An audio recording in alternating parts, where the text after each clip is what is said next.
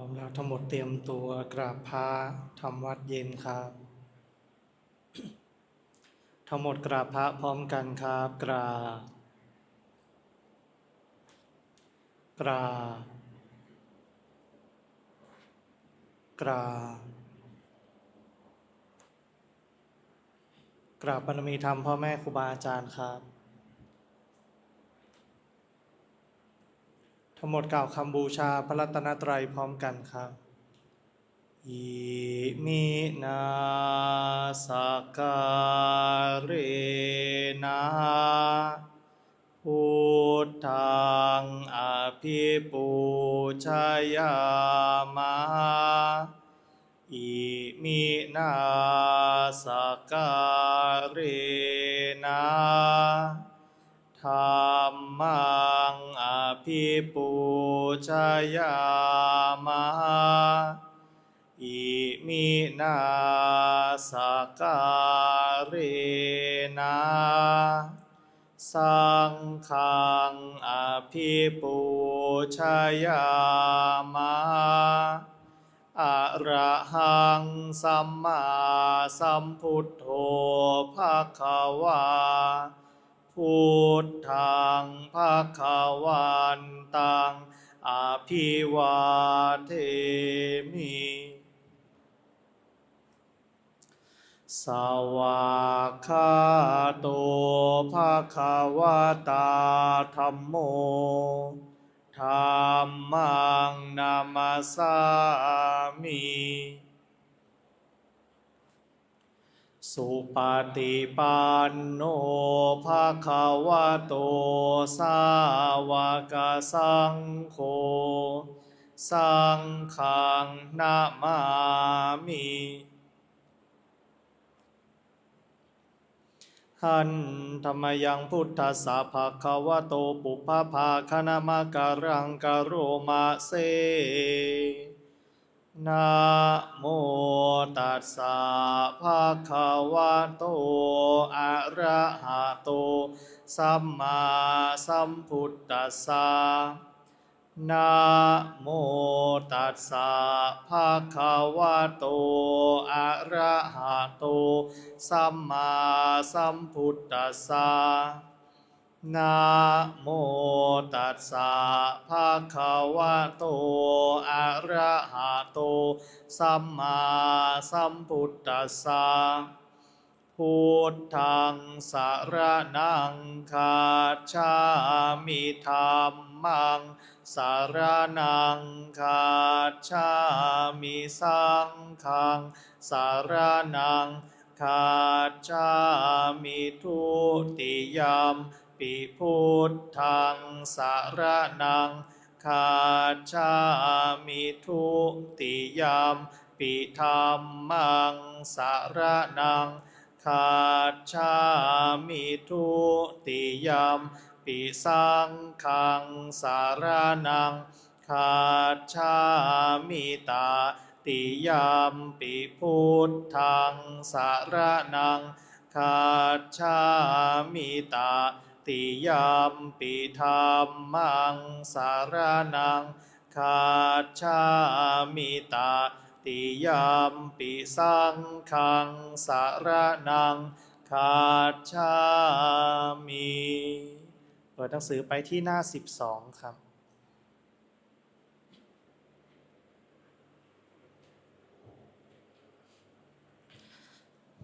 หันธัมมยังปฏิจจสมุปบาทธัมเมสุอิทัปปัจจยตาทิธัมมปะทังพนามาเสอิทัภิกขเวอริยสาวโกปฏิจจสมุปบาทันเยวะสาธุกังโยนิโสมานาสิกโรติภิกษุทางหลายอริยสาวกในธรรมวินัยนี้ย่อมกระทำไว้ในใจโดยแยบคายเป็นอย่างดีซึ่งปฏิจจสมุปบาทนั้นเทียวดังนี้ว่าอิมัตสมิงสติอิดังโหติเมื่อสิ่งนี้มี สิ่งนี้ย่อมมีอิมัตสุปาทาอิทังอุปัชชาติเพราะความเกิดขึ้นแห่งสิ่งนี้สิ่งนี้จึงเกิดขึ้นอิมัตสมิงอสติอิทังนะโหติเมื่อสิ่งนี้ไม่มีสิ่งนี้ย่อมไม่มีอิมัสสะนิโรธาอิทังนิรุชชติเพราะความดับไปแห่งสิ่งนี้สิ่งนี้จึงดับไปยะทิทังได้แก่สิ่งเหล่านี้คืออวิชชาปัจจยาสังขาราเพราะมีอวิชชาเป็นปัจจัยจึงมีสังขารทั้งหลายสังขาระปัจจยาวิญญาณังเพราะมีสังขารเป็นปัจจัยจึงมีวิญญาณวิญญาณปัจจยานามรูปัง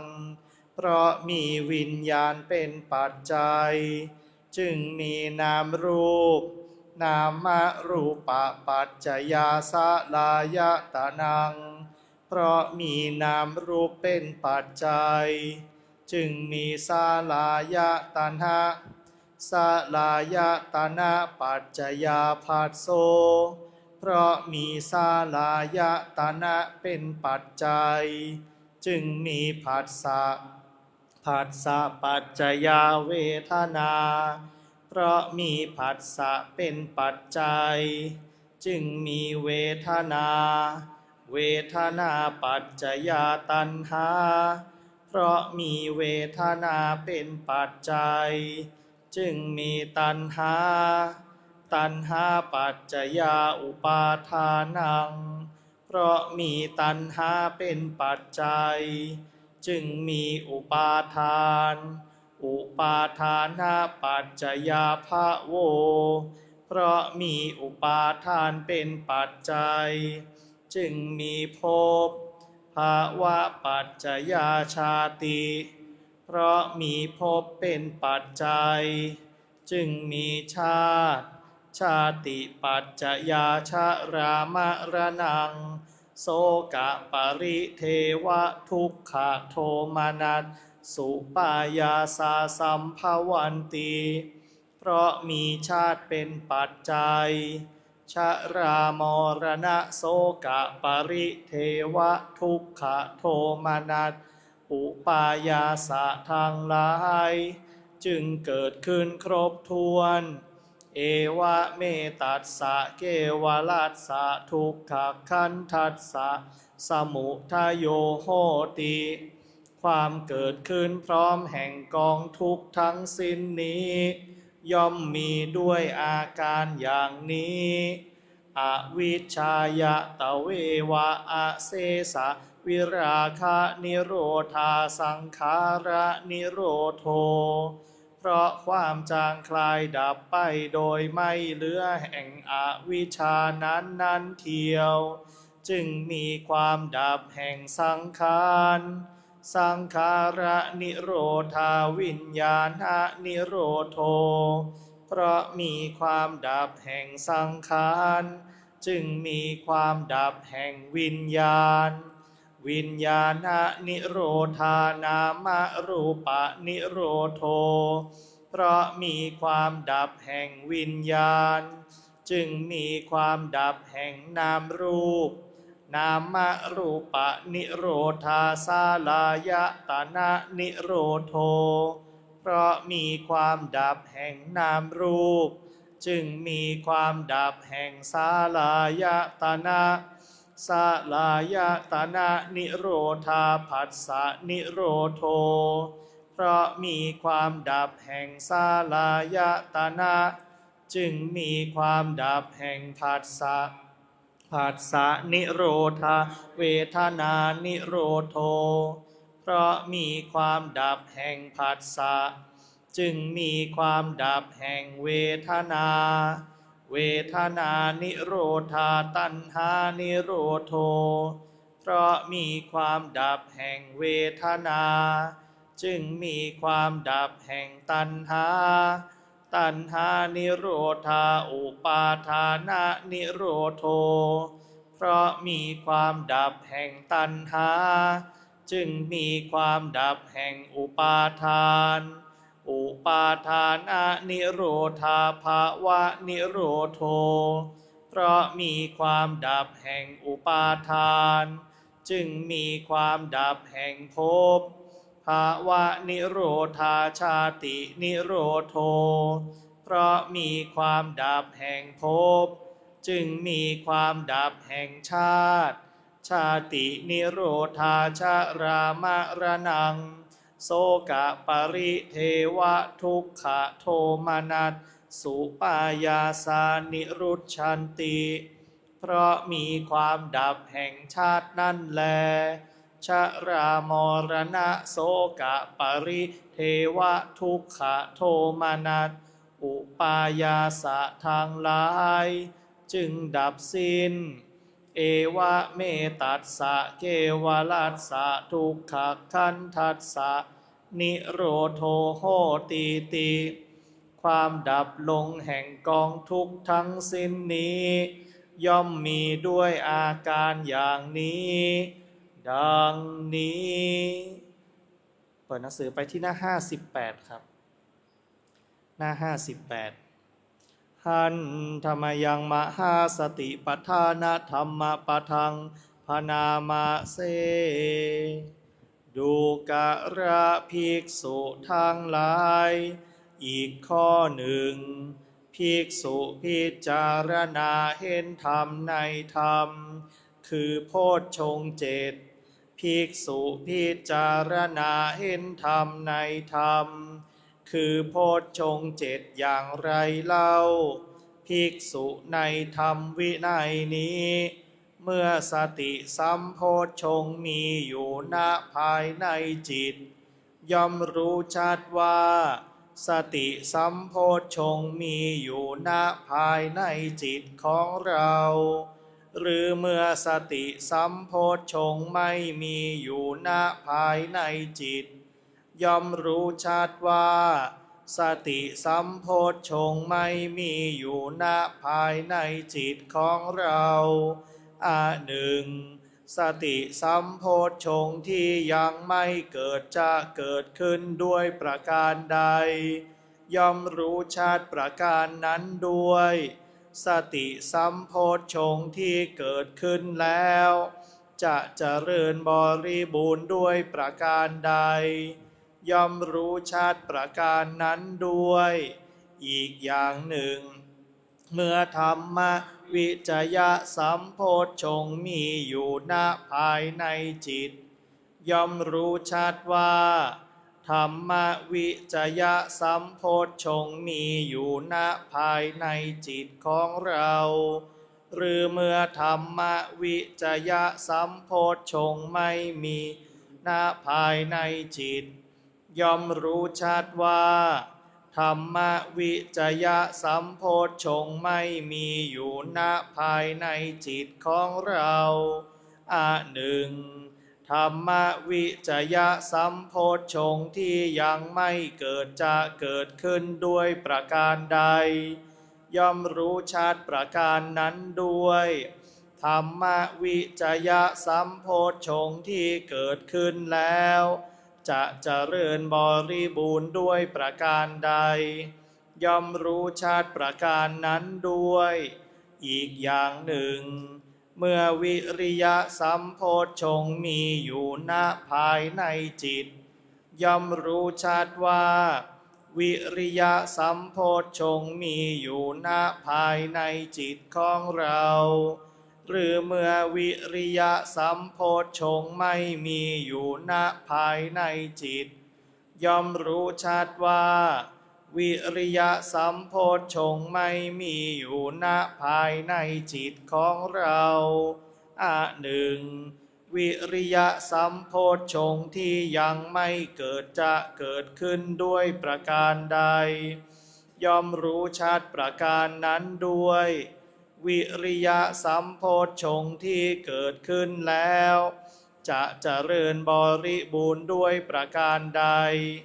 ย่อมรู้ชัดประการนั้นด้วยอีกอย่างหนึ่งเมื่อปีติสัมโพชฌงค์มีอยู่ณภายในจิต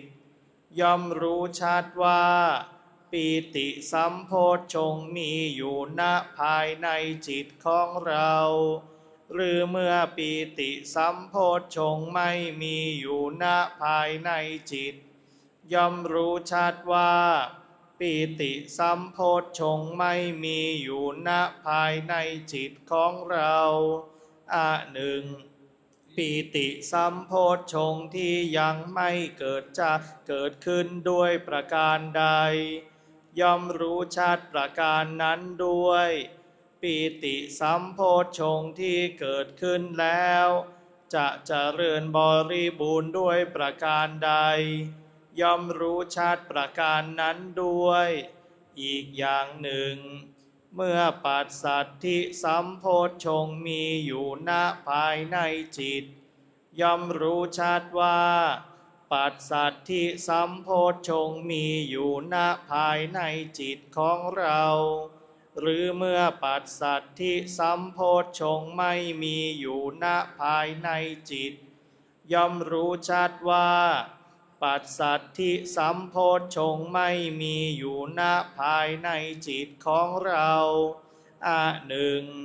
ปัสสัทธิสัมโพชฌงค์ที่ยังไม่เกิดจะเกิดขึ้นด้วยประการใดย่อมรู้ชัดประการนั้นด้วยปัสสัทธิสัมโพชฌงค์ที่เกิดขึ้นแล้วจะเจริญบริบูรณ์ด้วยประการใดย่อมรู้ชัดประการนั้นด้วยอีกอย่างหนึ่งเมื่อสมาธิสัมโพชฌงค์มีอยู่ณภายในจิตย่อมรู้ชัดว่าสมาธิสัมโพชฌงค์มีอยู่ณภายในจิตของเราหรือเมื่อสมาธิสัมโพชฌงค์ไม่มีอยู่ณภายในจิตย่อมรู้ชัดว่าสมาธิสัมโพชฌงค์ไม่มีอยู่ณภายในจิตของเราหนึ่งสมาธิสัมโพชฌงค์ที่ยังไม่เกิดจะเกิดขึ้นด้วยประการใดย่อมรู้ชัดประการนั้นด้วยสมาธิสัมโพชฌงค์ที่เกิดขึ้นแล้วจะเจริญบริบูรณ์ด้วยประการใดย่อมรู้ชัดประการนั้นด้วยอีกอย่างหนึ่งเมื่ออุเบกขาสัมโพชฌงค์มีณภายในจิตย่อมรู้ชัดว่าอุเบกขาสัมโพชฌงค์มีอยู่ณภายในจิตของเราหรือเมื่ออุเบกขาสัมโพชฌงค์ไม่มีอยู่ณภายในจิตย่อมรู้ชัดว่าอุเบกขาสัมโพชฌงค์ไม่มีอยู่ณภายในจิตของเราหนึ่งอุเบกขาสัมโพชฌงค์ที่ยังไม่เกิดจะเกิดขึ้นด้วยประการใดย่อมรู้ชัดประการนั้นด้วยอุเบกขาสัมโพชฌงค์ที่เกิดขึ้นแล้ว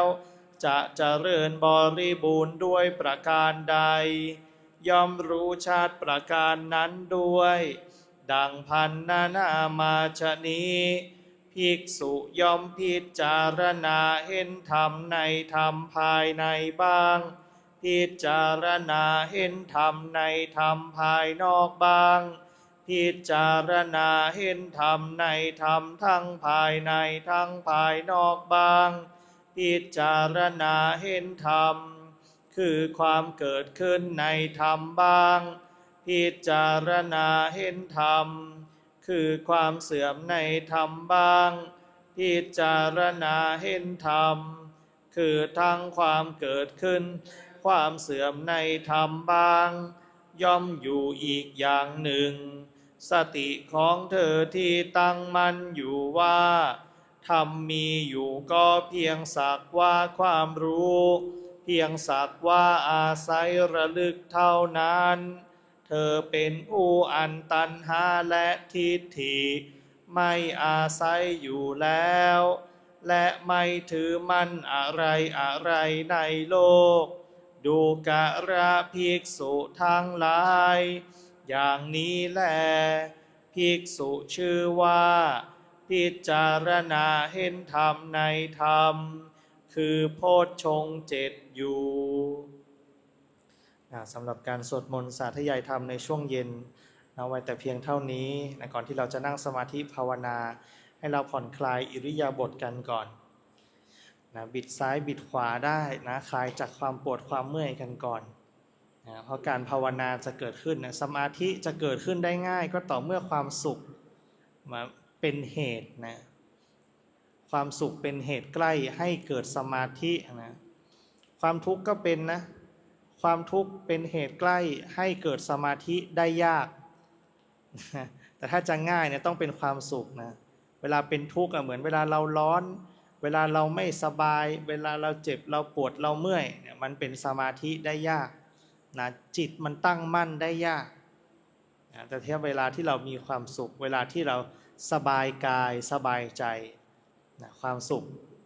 นั่นแหละคือความสุขมันก็จะเกิดสมาธิเกิดจิตที่ตั้งมั่นได้ง่ายกว่านะเพราะว่าเวลามีความสุขมันสามารถลดลงมาเอาความสุขก็เหมือนแดนบวกนะเวลามันจะลดลงมาเหลือศูนย์เนี่ยมันก็ง่ายนะแต่ถ้าเป็นทุกข์นะแดนลบเนี่ยกว่าจะให้มันขึ้นไปนะมันก็ยากนะจากนั้นให้เราจัดท่าจัดทางนะนั่งขัดสมาธิคูบัลลังก์ตั้งกายตรงดำรงสติไว้เฉพาะหน้าให้เราอธิษฐานรับพระกรรมฐานพร้อมกันครับข้าพเจ้าขอตั้งจิตอธิษฐานด้วยสัจจะวาจาว่าข้าพเจ้าจะเป็นผู้มีสติมีสัมปชัญญะโดยกระทำไว้ในใจว่าข้าพเจ้าจะทำความรู้สึกตัวในขณะหายใจเข้ายาวในขณะหายใจออกยาวในขณะหายใจเข้าสั้นในขณะหายใจออกสั้นข้าพเจ้าจะอดทนอดกลั้นไม่หลงในความพอใจไม่ปฏิเสธความไม่พอใจจะระงับความอยากมีความอยากเป็นความไม่อยากมีความไม่อยากเป็น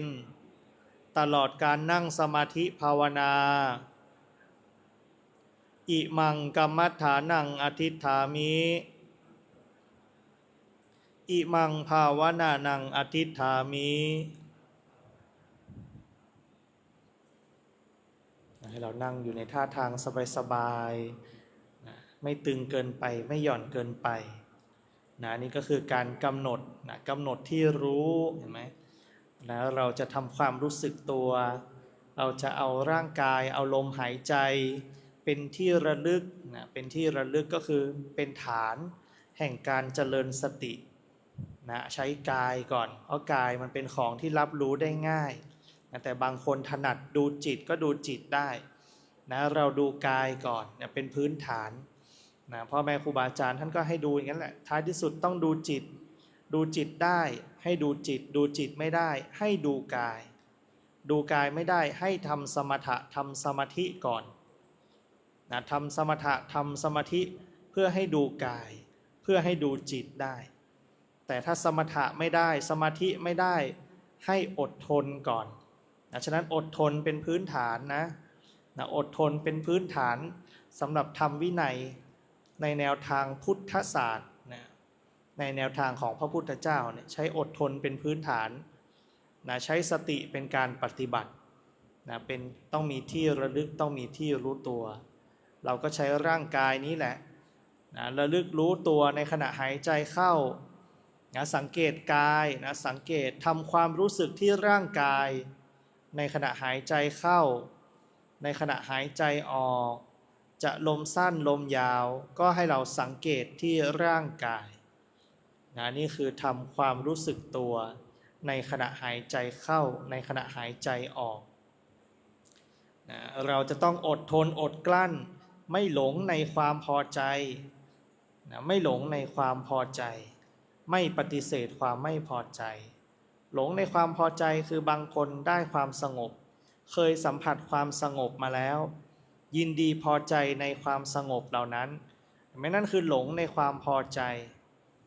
นะพอมันไม่สงบนั่นแหละหลงในความไม่พอใจเกิดความหงุดหงิดนะความหงุดหงิดโทสะเกิดขึ้นไม่เวลาเราหลงในความพอใจ